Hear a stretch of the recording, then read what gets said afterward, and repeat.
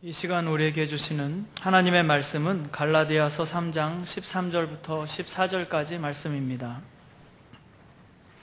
신약성경 304면에 있습니다.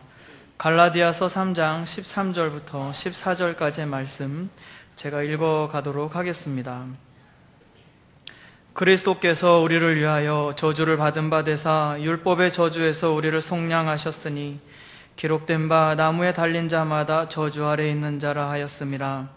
이는 그리스도 예수 안에서 아브라함의 복이 이방인에게 미치게 하고 또 우리로 하여금 믿음으로 말미암아 성령의 약속을 받게 하려 함이니라. 아멘. 할렐루야. 오늘도 여러분과 여러분의 가정 또 자녀 하시는 모든 일마다 하나님의 돕는 은혜가 함께 하시기를 바라겠습니다. 몇 가지 광고사항을 드리겠습니다. 2012년도 하반기 성경 공부 이번 주 목요일부터 개강을 합니다. 그래서 저녁 7시 반에 시작을 하니까 집에서 콩나물국 끓일 건지 된장찌개 끓일 건지 고민하지 마시고 있는 대로 드시고 나오십시오. 일독반은 오지 마세요. 우리끼리 너무 많아요. 우리끼리 할 거예요. 그렇게 하시고 중보기도, 제자훈련학교, 그리고 오학신 이런 반에 여러분 많이 참여하십시오. 그곳에서 큰 은혜 받으시기 바라겠습니다. 그리고 담임 목사님과 함께하는 성지순례입니다. 우리 담임 목사님 부부가 같이 가실 거예요. 그래서 제가 들었는데 10월 달에 10월 2일에 우리가 출발하는데 열대과일이 정말 끝내준답니다. 그러니까 다 같이 가시고 한 살이라도 젊으실 적에, 힘이 있으실 적에 꼭 가서 보십시오. 도전하세요. 그리고 가서 직접 보시면 여기서 성경 100번 읽는 것보다 거기 와서 한번 직접 보시는 것이 큰 유익이 있습니다. 마지막으로 말씀드립니다. 우리 교회는 12시 40분까지는 젊다고 생각하시는, 스스로 젊다고 생각하시는 분들은 식사하시면 아니 되옵니다.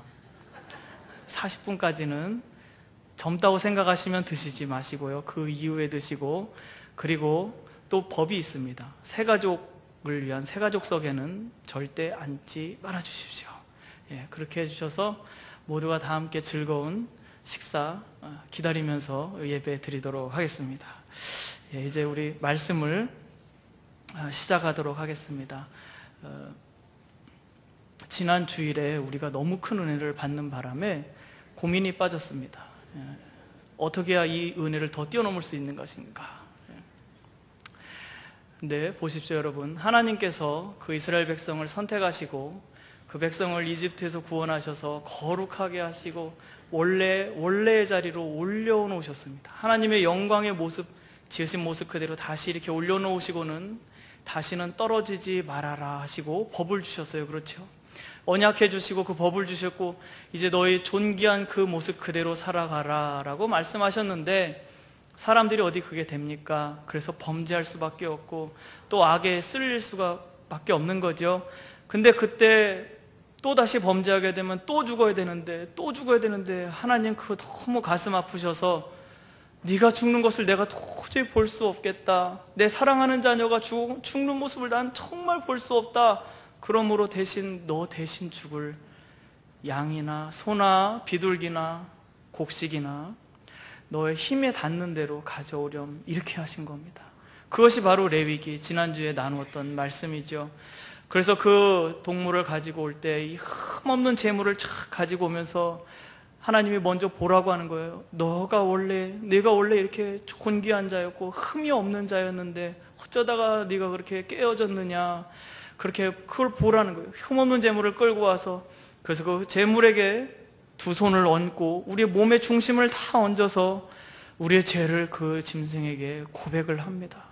고백을 하게 되면은 그 죄와 죄를 통해서 들었던 모든 어둠의 세력, 그 모든 것들이 다 짐승에게, 한마디로 그 저주가, 죄로 인한 그 저주가 짐승에게 다 뒤집어 씌워지는 거예요. 그리고 그 짐승이 하나님의 자녀를 대신해서 죽게 됩니다.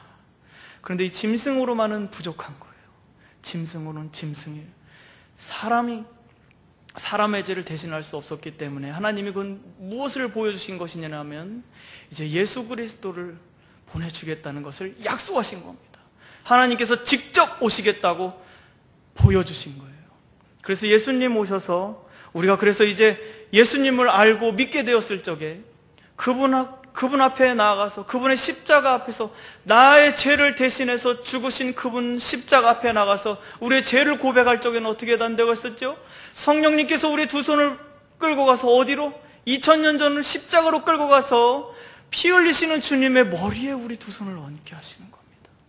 내가 있어야 될 그 죽음의 자리, 죄와 사망과 저주의 그 자리에 주님이 대신 있게 하셨다는 것을 우리가 알게 되는 거예요. 죄를 고백하죠. 고백이 문제가 아니고 주님이 나를 대신해서 죽으신 그 자리를 바라보면서 우리가 가슴을 치는 겁니다. 내 죄가 얼마나 주님을 아프게 했는가, 내가 죄를 지을 때 얼마나 하나님이 아파하셨는가, 그거를 그래서 죄에서 멀어져야 되겠구나, 이렇게 생각을 하는 겁니다. 그런데 여러분, 오늘 이제 보십시오. 우리 예수님께서 우리를 대신하는 제물로 죽으실 적에 고운 모양으로 돌아가실 수가 없었다는 것이 성경에 기록되어 있습니다. 오늘 제가 읽어드렸는데, 그리스도께서 우리를 위하여 저주를 받은 바 되사 율법의 저주에서 우리를 속량하셨으니 기록된 바 나무에 달린 자마다 저주 아래 있는 자라 하였음이라. 나무에 달린 사람마다 저주 아래 있는 자라 했다는 그 말입니다. 왜 우리 주님은 나무에 달리셔야 했을까요? 왜 우리 주님이 성전뜰 앞에서 피 흘리고 그냥 곱게 죽으셨으면 안 될 이유라도 있었을까요? 왜 우리 주님이 이렇게 다 나무에 달린 자마다 저주받은 자라는 그 말을 들어야 하셨을까요? 왜 하필 십자가에서 죽으셨습니까? 재물을 가져왔으면 그 동물이 여기서 조용히 처리돼야 될 것인데 때리고 모욕하고 죽기까지 때렸던, 왜 이 재물이 이렇게 험한 모습을 당해야 했느냐, 이 말입니다. 그 질문 앞에서 우리가 몇 가지 이야기들을 함께 나누었으면 좋겠습니다. 먼저 예수님이 나무에 달려서 죽으신 것에 대해서 말씀드리겠습니다.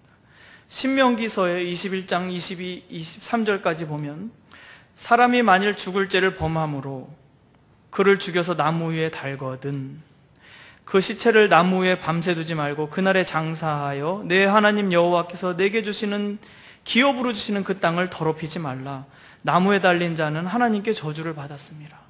나무에 달린 자마다 하나님께 저주를 받은 자로서 나오는 거예요. 그래서 여러분, 사도행전에도 그렇고 갈라디아에서에도 그렇고 베드로 전후서에도 보시면 예수님의 죽음에 대해서 나무에 달려 돌아가셨다, 친히 나무에 달려 돌아가셨다라고 표현을 하고 있습니다. 그럼 그 나무에 달린 자는 저주를 받은 자인데, 그 나무에 달려 죽는 자들이 어떤 자들인가 하면은 성경에, 구약 성경에 이렇게 나옵니다. 예를 들자면 여호수아가 가나안에 들어가서 여리고를 무너뜨리고 아이성을 들어갔다 한번 실패하죠. 그리고 다시 아이성을 회복하고 쳐들어가서 아이성을 점령합니다. 그리고 거기에 있는 왕을 잡아서 죽일 때 나무에 달아 죽입니다. 그리고 또 아모리 족속 다섯왕, 남방 다섯왕이 이 여호수아 군대를, 이 이스라엘 백성을 향해서 쳐들어왔을 적에 기브온에서 여호수아가 태양아 멈춰라, 달도 그리할지어다 하고서 해서 이 다섯왕을 물리쳤죠. 그리고 이 다섯왕을 사로잡습니다. 사로잡아서 어떻게 죽였는가 하면 나무에 달아 죽였습니다. 나무에 달아 죽인 사람 또 예를 들어볼까요? 그 에스더에 나오는 이야기죠. 하만이란 사람, 그렇죠. 모르드게를, 그리고 또 이스라엘 백성을 전부 다 몰살시키려고 계획했지만 그것이 하나님 앞에서 발각되고 드러나서 결국은 자기가 죽이려고 했던 그 나무에 자기가 매달려서 죽게 됩니다. 그러니까 고대 근동에서는 사람을 죽일 때 나무에 매달려서 죽게 합니다. 근데 그것은 가장 중요한 것을 알아야 됩니다.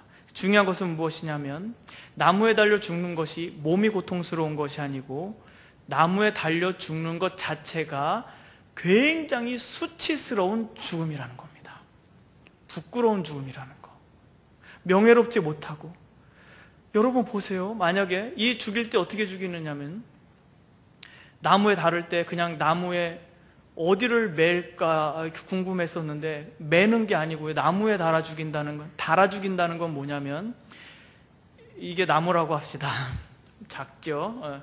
이게 진짜 큰 나무인데 이 끝을 연필 깎듯이 바짝하게 깎아가지고 그 죄인을 죽여서 이 가슴으로 이렇게 푹 꽂아요. 꽂아서 사람이 이렇게 꽂힌 채로, 장대가 쭉 서 있고 사람이 가슴에 딱 꽂힌 채로 죽어 있는 거예요. 근데 그 죄수의 옷을 다 벗긴 채로 합니다. 벌거벗긴 채로. 그 죄수를 장대에 꽂아서 죽이는 겁니다. 그러면 보십시오. 그 사람을 또 부끄럽까 봐서 숨겨서 해주는 것이 아니고 모든 사람들이 다 모이는 시장과 같은 광장 한복판에 세워놓는 거예요. 아니면 저 높은 성벽, 저 벽에다 이렇게 매달아가지고 모든 사람이 다 볼 수 있게 그렇게 만드는 거예요. 그럼 여러분 그 가족과 자손들은 어떻게 되겠어요? 그 가족들은 어떻게 되겠어요? 그 자손들은 차자손손 대대로 정말 부끄럽게 죽은 조상이다라고 이렇게. 그래서 그 가문 자체가 그냥 멸절되는 거예요. 멸절. 누가 그 집하고 결혼하겠습니까? 유대인들이 예수님 믿지 않고 예수란 이름 자체도 사라져버린 것이 그것 때문에 그렇습니다. 나무에 달려서 가장 저주스럽고 불명예스럽게 죽은 것이 바로 그것이, 하나님도 그를 그냥 죽이지 않고 나무에 달아서 저렇게 저주스러운 데 달아서 죽였는데 어떻게 그가 메시아가 될 수 있느냐고 유대인들이 믿지 않는 거예요. 이 수치, 부끄러움, 이 부끄러운 죽음, 이런 것들이 육체적인 고통보다는 정신적인 그리고 영혼의 큰 아픔이라는 것을 여러분 기억하셔야 됩니다. 서양 사람들은 사실 그렇지 않은데 한국 사람들은 이거에 대해서 더 잘 이렇게 감흥할 수 있어요. 우리 그렇잖아요. 부끄러운 게 더 앞서요. 길 가다가 이렇게 비 오는 날 혹시나 길 가다가 길바닥이 미끄러져서 벌렁 넘어져 보세요. 그러면 손으로 엉덩이를 만집니까? 아니요. 얼굴을 가려요. 넘어지면 바로 일어납니까? 아니요. 바로 못 일어나요. 어디 뼈가 부러져서요? 아니요. 멀쩡해요. 근데 바로 못 일어납니다. 이거 본 사람 지나가고 난 다음에 일어나려고. 부끄러운 건 그런 거예요. 한국 사람들은 유행에 민감하죠. TV에서 어떤 주인공이 예쁜 삐딱구두를 하나 딱 신고 나온다. 그러면은 그 다음날 만들기도 잘 만들어. 그 다음날 쫙 다 신고 있어요. 왜 그래요? 내가 혹시 유행에 뒤떨어지는 사람이라고 손가락질 받을까봐, 혹시나 부끄러워질까봐, 그런 심정들이 다 있잖아요.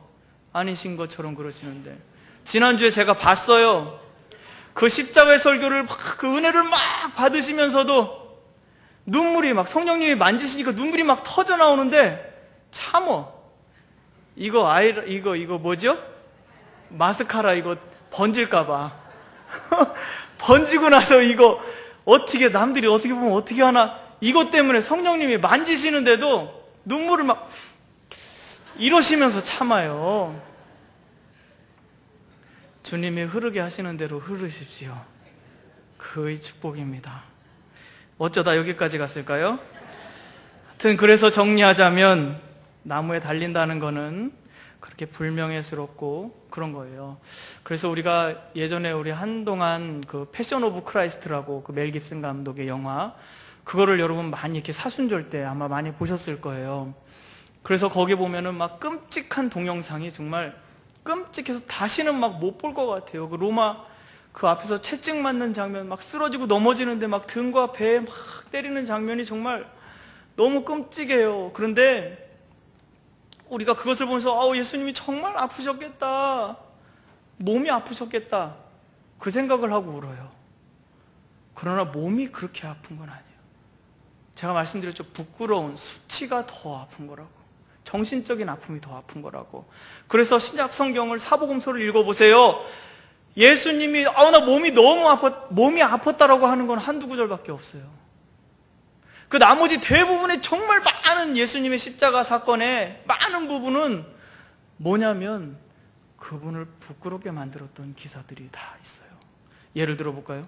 수제자 베드로가 예수님을 부인합니다. 3번씩이나 그 여종 앞에 3번씩이나 부인합니다. 그리고 가룟 유다가 그 스승을 갖다 팔아먹는 장면이 나와요. 이거는 뭐예요? 스승으로서 완전히 부끄러움 당한 거예요. 제자를 제대로 하지 못한, 가르치지 못한 스승으로서 정말 부끄러운 일이에요. 그래요. 예수님이 예루살렘 입성하실 때 뭐 타고 들어가셨죠? 낙이 타고 들어가셨죠? 왕이 들어갈 때 누가 낙이 타고 들어갑니까? 그랜저 타고 가야 되는데 티코 타고 들어오는 거예요. 굉장히 부끄럽게 기록하고 있는 거예요. 그리고 보십시오. 또 여기 기록되어 있는 거 성경에 보니까 옷을 벗기는 거예요. 예수님 옷을, 자색 옷을 입혀놓고 네가 왕이냐? 왕의 옷을 입혀주마. 입혀놓고 희롱하다가 옷을 다 벗겨버립니다. 그 당시 그 예루살렘의 유월절로 인해서 얼마나 많은 사람들이 와 있었는데요. 저 전 세계로 흩어져 있던 디아스포라 유대인들이 막 수백만 명이 확 다 모여드는 제일 큰 절기에 예수님, 그 모든 사람이 다 보는 앞에서 옷을 벗겨버린 거예요. 얼마나 수치스러운 건지 몰라요, 여러분. 얼마나. 그리고 보세요. 그 얼굴에 침을 뱉고 뺨을 때리는 겁니다. 뺨을 때려도 이렇게 때리고 이렇게 손등으로 때리는 거예요. 이렇게. 이건 가장 모욕적인 뺨입니다. 그리고 머리채를 잡고 흔듭니다. 머리를 붙잡고. 이거는 너무 이제 잔인해진 거예요. 예수님이 무기력하게 계시니까 막 머리채를 잡고 흔들고 뺨을 때리고 얼굴에 침을 뱉고요. 그리고 십자가에 올라가시니까 참 남은 구원한다더니 너나 구원해봐라. 그러면서 막 조롱하고 놀려대는 거예요. 예수님 쓰셨던 가시면류관요? 예. 그거는 왕의 머리에 정말 똥칠을 하는 것 같은 거예요. 정말 네가 왕이야? 그러면 이 왕관을 한번 써봐. 이건 가시야. 그렇게 하는 거예요. 하나님의 아들 예수님께서 당하신 부끄러움과 멸시천대가 얼마나 길게 기록되는지 여러분 이제 아시겠죠? 예. 그리고 마지막에 주님 입에서 하신 말씀, 엘리 엘리 라마 사박다니, 나의 하나님 어째서 나를 버리십니까? 여기 사박단이란 말은 떠나다라는 동사입니다. 부모가 그 자녀를 두고 해외로 멀리 나가는 걸 말해요. 그럼 뭐예요? 이 자녀가 지금 잡혀서 처참하게 죽고 있는데도 그 부모가 이 자녀를 버려버린 거예요. 버려버린 거. 버림받은 이 아픔. 나무에 달린다는 것은 그래서 아주 수치스럽고 정말 고개를 들 수 없을 만큼 너무나 아픈 겁니다, 영혼에게. 그래서 여러분, 나무에 달린 자가 저주받은 자라 이렇게 말을 했었죠. 이 저주받은 것이다라는 말을 제가 한번 좀 더 풀어드리도록 할게요. 우리가 흔히 생각하기로 저주받았다라는 말을 이렇게 들으면 머리 위로 뭐가 나쁜 게 떨어진다는 것을 생각을 합니다. 그래서 내 삶 가운데 불행한 일이 생긴다든지 재앙이 나를 덮친다든지, 뭐 예를 들자면 뭐 이렇게 할 수 있겠죠. 제가 부산에 처음 딱 내려와서 저의 사택에 주차할 자리가 마땅치 않아서 돌고 있는데 빈자리가 딱 있는 거예요. 넓게 비어 아주 좋은 빈자리가. 그래서 거기 차를 탁 댔습니다. 그리고 잘 자고 다음날 아침에 출근하려고 딱 보니까 거기에 왜 아무도 차를 안 대는 이유를 알게 됐습니다. 전선이 하늘 위로 쫙 지나가는 거예요. 그럼 그 전선이에 뭐가 있죠? 새들이 아침에 한 줄로 쫙 이렇게 융단폭격을 해내서 차를 어떻게 해요? 끌고 와야죠. 끌고 교회에 왔습니다. 우리 신 목사님도 아실 거예요, 그죠? 그리고 이제 교회 딱 끌고 와가지고 저 뒤에 공사하고 있어요. 새로 지은 건물 공사하고 있었죠? 그 뒤에 딱 붙여놨습니다.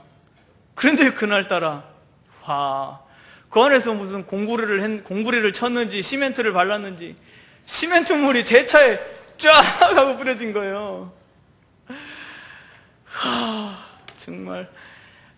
그러나 이런 것을 저주라고 보시면 아니 되옵니다. 이런 건 저주가 아니에요. 진짜 저주는 히브리어로 원래 그 사람이 있어야 하는 자리에 있지 못하다라는 말입니다. 그러니까 원래 사람이 이렇게 존중받아야 되는데 그 자리에 있지 못하고 어떻게 된다는 거죠? 멸시받는다는 뜻이에요. 멸시받는 상태. 그 사람이 여기 있는데 다른 사람들이 아무도 알아보질 않아. 내가 얼마나 위대한 사람인지 아무도 알아주지도 않고 존재감이 없어. 그리고 다시 만났는데 이름이 뭐세요? 막 이렇게 물어보고 아무도 몰라. 내가 어디 동아리에서 활동을 했는데 아무도 몰라요. 그런 거예요. 그런 거. 존재감이 없는 거. 이름도 없이 존재감이 없는 거. 그래서 만약에 하나님께서 이스라엘을 향해서 내가 이스라엘을 저주하겠다 말씀하시면 갑자기 이스라엘이 마술처럼 딱 묶여가지고 갑자기 못 움직인다든지 갑자기 뭐 큰 이렇게 되는 것이 아니고, 하나님이 저주한다고 말씀하실 적에는 내가 아무것도 아닌 존재로서 내가 대우하겠다. 지금까지는 내가 너를 세굴라, 왕의 보물, 가장 귀한 보물로 내가 너를 생각했는데 내 앞에서 네가 아무것도 아닌 것으로 있게 하겠다. 이건 뭐죠? 다시 말을 바꾸면 본래 너는 아무것도 아닌 것이 아니라 나의 자녀고 나의 백성이지만 다른 사람들이 너를 볼 때에 아무것도 아닌 것으로 하겠다. 그것 때문에 내가 문제를 겪게 될 것이다. 다른 사람들로부터 존중받지 못하고 멸시받을 것이고 무시받게 될 것이다. 그래서요, 여러분, 하나님과 맺은 언약에서 이스라엘이 떠나게 되면은 하나님이 이렇게 뭘로 치시죠? 사람 막대기와 인생 채찍입니까? 인생 채찍과 사람 막대기입니까? 하여튼 이런 것들로 막 치시는 거예요. 처음에는 살살 치시죠. 살살 보내십니다. 이 자녀가 깨닫도록. 그래서 처음에는 비가 안 내릴 수도 있고 회개하면 다시 비를 내려주셔서 먹고 살게 하시고 이렇게 하지만은 계속해서 멀리 떠날 적에 하나님은 강하게, 점점 더 강하게 깨달아서 당신께로 돌아올 수 있도록 하는 거예요. 저주한다는 거는 이 사람의 상태를 낮춤으로써 다른 사람들에 의해서 나쁜 일들이, 무시받고 멸시받는 일을 당하게 된다는 거예요. 그러니까 예수님이 나무에 달린 자마다 저주를 받았다라는 말, 그 말이 바로 그겁니다. 나무에 달린다는 것은 온 세상이 다 바라볼 수 있는 부끄러움의 자리요, 수치스러움의 자리잖아요. 그게 바로 저주받은 자리라는 거예요. 저주받은 자리. 영광받는, 높임받는 자리가 아니고 뭐죠? 모든 사람들이 손가락질하며 아유 저렇게 살면 안 되지, 저런 인간 같은 이라고 다 손가락질하고 멸시하는 그 자리, 그러니까 그 나무에 달린 자는 저주받은 자라는 뜻이 바로 그거라는 거죠. 그러면 이제 우리에게 마지막 남아있는 한 가지 질문이 있습니다. 나무에 달린 자가 저주받은 자라고 했었는데 예수님이 나무에 달려 저주받은 자가 되셨는데 그게 왜 우리에게 축복이 될까요? 왜 그게 우리에게 축복이 됩니까? 예수님이 저주받아 모든 사람들에게 멸시천대를 받은 것이 왜 그게 나한테 축복이 될까요? 14절을 제가 읽어드릴게요. 이는 그리스도 예수 안에서 아브라함의 복이 이방인에게 미치게 하고 또 우리로 하여금 믿음으로 말미암아 성령의 약속을 받게 하려 함이니라. 아멘. 여기서 먼저 축복이라는 것이 무엇인지, 축복을 받는다는 것이 무엇인지 다시 한번 생각할 필요가 있습니다. 축복을 받는다고 할 때 그것은 히브리 단어로 바룩이라는 단어인데 그거는 어떤 사람의 무릎이라는 의미를 가지고 있어요. 무릎. 이렇게 생각을 하니까 축복을 받는다, 축복이란 말이 무릎이다라고 할 적에는 그러면 무릎을 많이 꿇어야 하나? 이제 이렇게 생각이 들어옵니다. 하나님은 저 멀리 계시는데, 하나님은 저 높은 곳에 계시는데 내가 무릎을 많이 꿇어야 하나님이 나에게 기도를 좀 들어주시고 응답하실까? 정말 누가 책에서 쓴 것처럼 낙타 무릎이 돼야, 그냥 하도 무릎 꿇어서 무릎에 굳은 살이 배기고 배겨서 낙타 무릎이 돼야 내가 그때서야 축복을 받을 수 있는 것일까? 우리에게는 보이지 않게 많은 기도를 해야만 축복을 받을 것이라는 보이지 않는 장벽이 이게 생겨버렸어요. 그래서 기도를 적게 하면 항상 마음 가운데 적게 하기 때문에 나는 하나님의 사랑을 받지 못할 거야. 나는 기도 하루에 밥 먹을 때 10초씩 3번 30초 하는 게 단데 내 영성의 깊이는 30초인데 나는 어떡하지?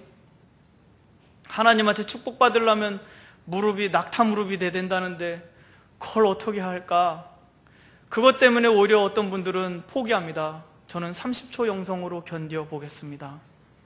어떤 분들은 그런 분들도 계시고, 어떤 분들은 졸린 눈 비벼가면서 노력을 막 하심, 어떻게든 기도 시간을 늘려보려고 노력을 합니다. 근데 제가 오래 하는 것에 대해서 말씀드리는 것이 아니고 축복을 받기 위해서 오래 기도해야 한다는 것에 대해서 말씀드리는 겁니다.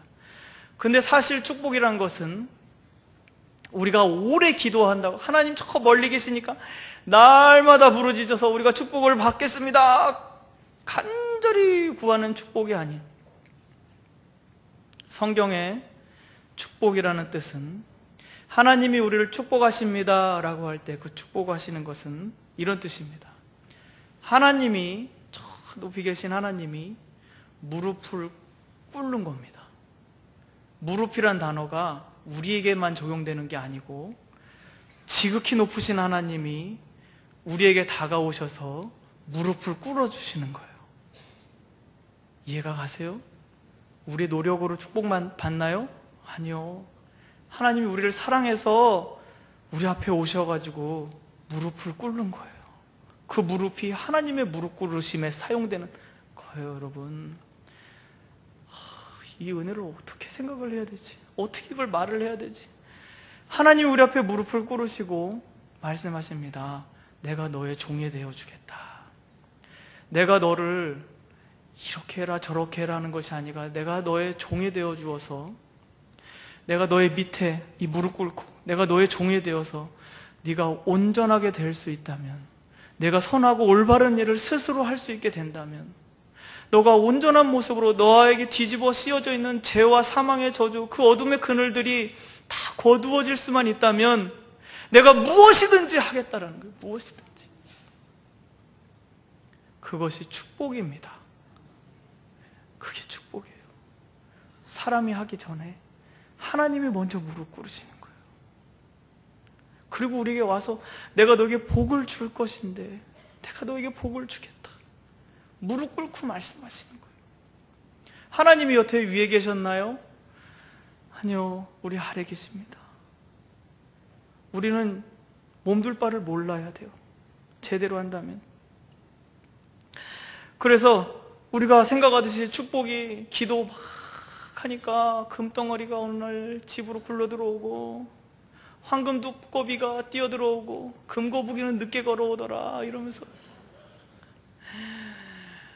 와, 축복을 정말 듬뿍 받았구나 라는 생각은 2차적인 이야기가 되는 겁니다, 여러분. 물질적인 것은 그 뒤에 오는 것이요. 첫 번째 것은 뭐죠? 하나님이 내 영혼을 향해서 무릎 꿇어주신, 하나님이 자기 무릎을 꿇어주신 것이에요.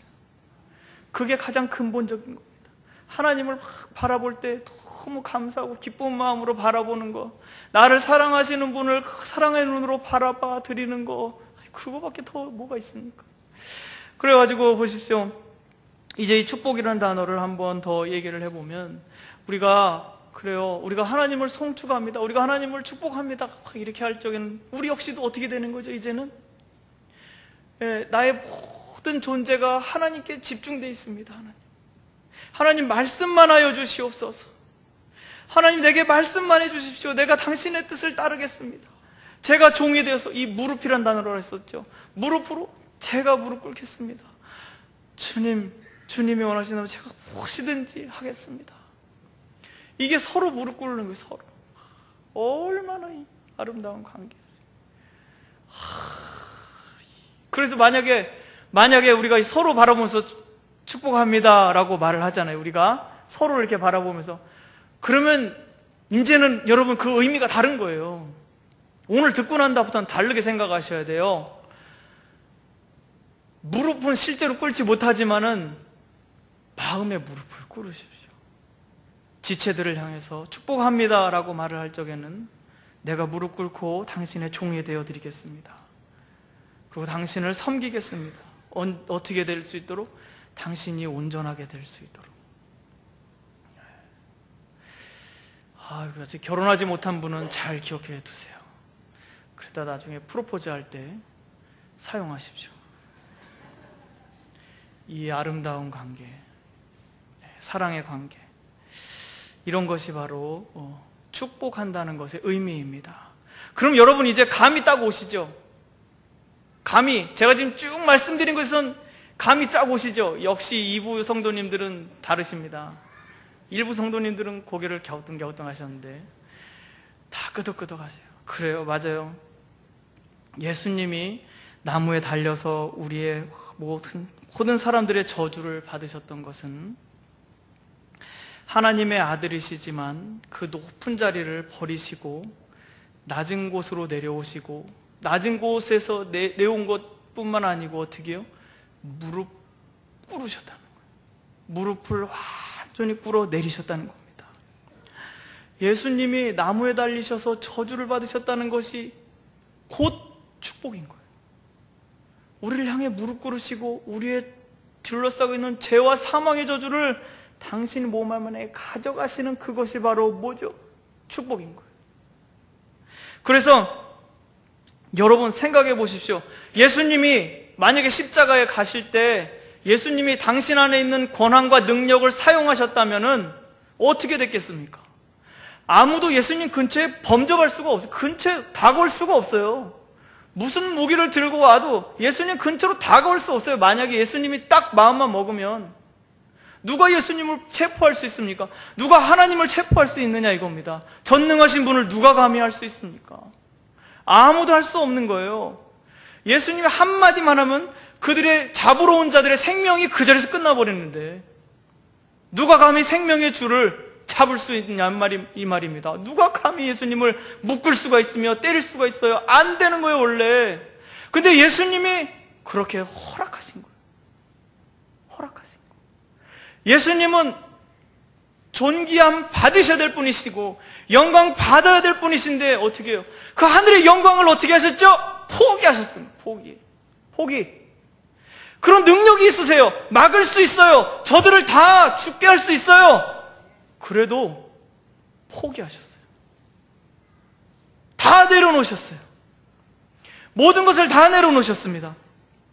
그리고 그것을 무기력한 상태로, 완전히 그냥 아무 능력 없는 상태로 받으신 거예요. 그냥 끌려가시면서 때리면 맞고 끌고 가면 끌려가는 대로, 짐을 지어주면 나무를 걸치고. 왜 이렇게 무능력하게 죽으셨을까요? 왜 이렇게 아무 힘 없이 전능하신 하나님이 왜 이렇게 죽으셨습니까? 우리 앞에 무릎 꿇고 축복하시기 위해서. 우리는 이렇게 생각합니다. 내 죄를 대신해서 죽으신 것만 해도 우리는 감당할 수 없는 은혜예요. 감당할 수 없는 은혜. 지난주에 나눴던 내 죄를 대신해 주신 것만 해도, 내 안에 있는 어둠을 대신해 주신 것만 해도 내가 감당할 수 없는 은혜를 받았는데, 오히려 하나님이 우리를 축복하신다는 것이 무엇이냐면 우리 밑으로 완전히 낮아지셨다는 거예요. 완전히 다 낮아지셔가지고, 세상에 여러분 십자가보다 더 낮은 자리가 어디 있겠습니까? 그보다 더 낮아져서 무릎 꿇을 수 있는 자리가 어디 있느냐 이겁니다. 모든 사람들이 다 저주하는, 모든 사람들이 다 낮춰보고 멸시하고 천대하는 자리가 바로 이 나무에 달려 저주받은 자 아닙니까? 그거보다 더 낮은 자리가 어디 있습니까 여러분? 이 땅에 있으면 나와보라 하십시오. 어디가 더 낮은 자리가 있겠습니까? 하나님으로서 하나님의 그 모든 영광과 그 모든 명예를 다 던져버렸었어요. 다 버리셨어요. 그 모든 능력을 다 포기해버리신 거예요. 그리고 우리 앞에 무릎을 꿇어주신 겁니다. 내 사랑하는 자녀야, 내 사랑하는 아들아, 내 사랑하는 딸아, 내가 온전하게 될 수 있다면, 너를 지금까지 묶고 있었던 죄와 사망의 사슬이 끊어질 수만 있다면 내가 무엇이든지 하겠다. 내가 원래의 모습을 되찾을 수 있다면, 내가 이렇게 낮아지는 자리, 모든 사람이 다 멸시하는 자리, 모든 사람들이 다 손가락질하는 그 자리, 이 가장 낮은 자리, 가장 미천한 자리라도 내가 들어가겠다. 예수님 그 말씀을 하신 겁니다. 그래서 여러분, 십자가를 볼 때, 우리가 십자가를 볼 때 나의 죄를 대신하신 그 보혈을 바라보면서 동시에 나무에 달려 죽으신 분, 가장 낮은 곳까지 내려오셔서 그 밑바닥에서 우리를 무릎 꿇고 섬기시는 하나님을 발견하게 되는 거예요.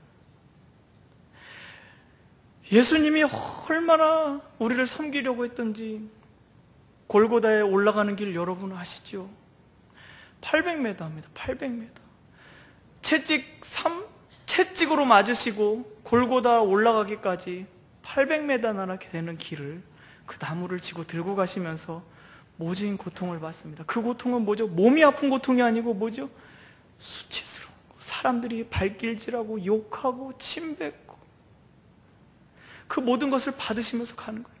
우리 여기서 100m만 가려도 정말 속 뒤집어지고 열받고 그래서 못 갈 거예요. 100m만 가려도 우리는 못 걸어갈 거예요. 한 걸음 한 걸음씩 걸어가야 되는데, 그런데 100m씩 8번이나 되는 800m라는 길을 주님이 그 짐을 지고 올라가신 거예요. 어떻게 더 무릎 꿇어야 여러분의 마음이 주님께로 돌이킬 수 있겠습니까? 하나님이 얼마나 더 아파해셔야만, 하나님이 얼마나 더 낮아져셔야만, 얼마나 더 고통 속에 계셔야만 여러분의 마음이 하나님께로 돌이킬 수 있겠습니까?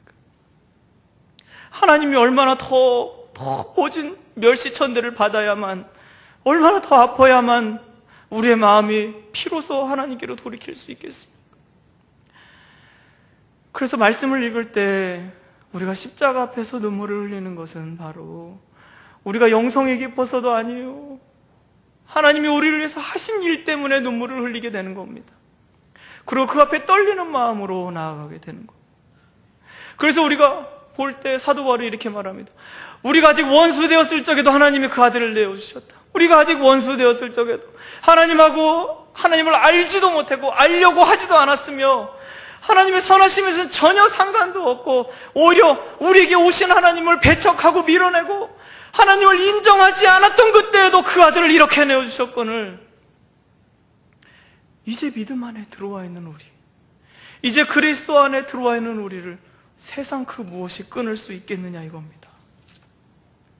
제가 로마서 말씀을 읽어드리겠습니다. 로마서 8장 38절 39절 말씀입니다. 내가 확신하노니 사망이나 생명이나 천사들이나 권세자들이나 현재일이나 장래일이나 능력이나 높음이나 깊음이나 다른 어떤 피조물이라도 우리 주 그리스도 예수 안에 있는 하나님의 사랑에서 끊을 수 없으리라. 그렇습니다, 여러분.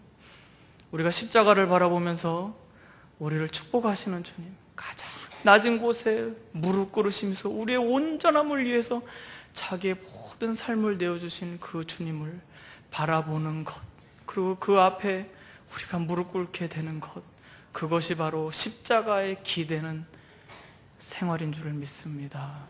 다 같이 기도하겠습니다. 여러분, 이 세상에 사시면서 무엇을 찾아다니셨습니까? 무엇에 그렇게 목말라 하셨습니까? 하나님이 저 멀리 계신 것 같으십니까? 그렇지 않습니다. 하나님은 바로 여러분 앞에, 그리고 여러분을 향하여서 축복하기를 원하십니다. 그분의 무릎을 친히 꿇으시고 우리의 종이 되어 섬기겠다고 말씀하십니다. 내가 온전해질 수 있다면, 내가 온전한 모습으로 회복될 수만 있다면 나는 무엇이 되어도 좋겠다. 내가 온전하게만 된다면 나는 무엇이 되어도 좋다. 주님은 말씀하십니다. 그리고 그 십자가의 멀고 먼 그 길을, 그 수치스럽고 고통스러운 그 길을 걸어가셨습니다. 이것으로써 하나님의 사랑이 우리 안에 확증되었습니다. 이것은 하늘에 있는 것도 땅에 있는 것, 그 어떤 것도 바꿀 수 없는 진리요 엄연한 사실입니다. 세상 그 어떤 것도 여러분을 그리스도의 사랑에서 끊어놓을 수가 없습니다. 오늘 그 믿음의 고백을 올려드리시면서 하나님, 받을 자격 없는 자에게 부어주신 은혜를 감사드립니다. 이 마음으로 주님 앞에 기도하며 나아가겠습니다. 다 일어나셔서 하나님 앞에 찬양하겠습니다. 이 찬양의 가사가 우리의 고백이고 간증이 되기를 바라겠습니다.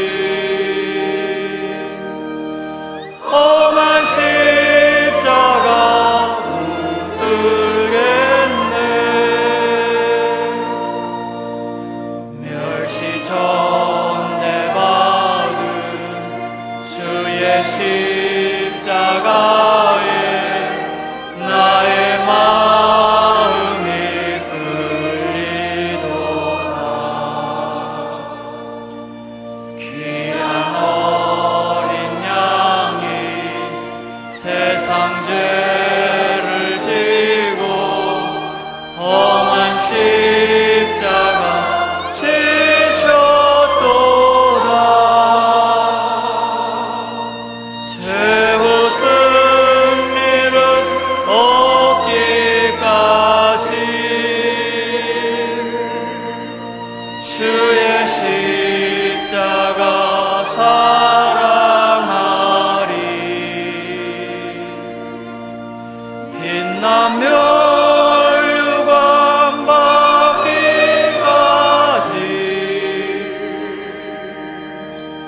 험한 십자가 붙들겠네.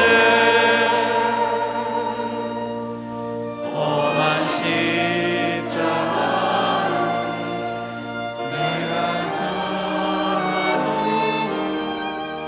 믿는 마음으로 바라보니 나를 용서하고 내 죄 사하시려 주가 흘리신 보혈이라.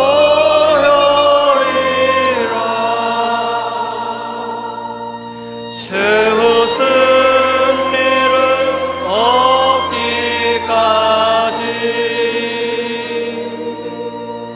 주의 십자가 사랑하리.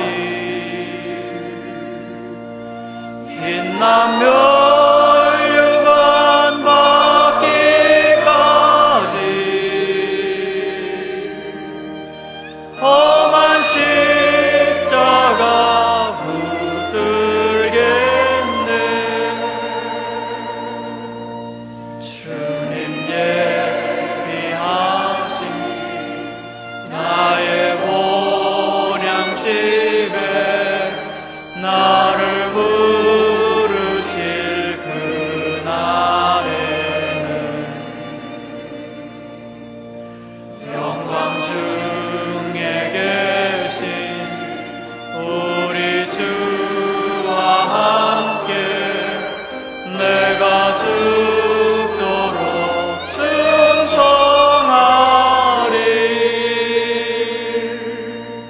최후 승리를 얻기까지 주의 십자가 사랑하리.